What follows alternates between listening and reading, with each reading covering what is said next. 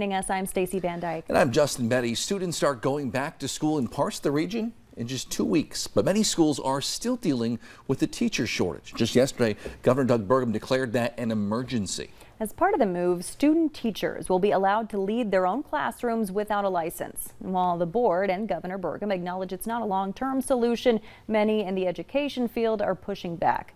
Valley News Team's Kirsty Midday has more. Governor Doug Burgum says he approved the request made by the State Education Board, declaring an emergency in order to avoid overcrowded classrooms and potentially canceling classes altogether.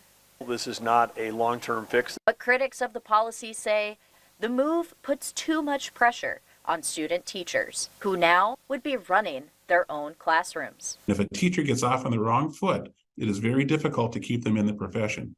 So this Band-Aid approach to solving the teacher shortage may actually exacerbate the teacher shortage rather than solving it.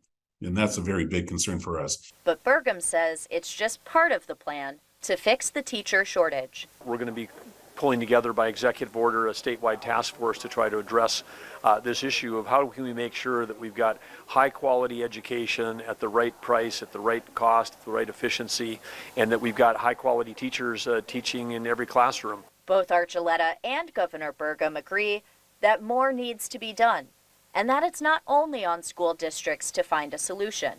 This is on the communities to make sure that we can attract and retain people in our state to do these important jobs. And retention may take a complete culture shift. About 91% of them who have either left the profession or considered leaving the profession have cited the political discourse around education as a contributing factor and a major contributing factor. In Fargo, Kirsty Midday, Valley News Live.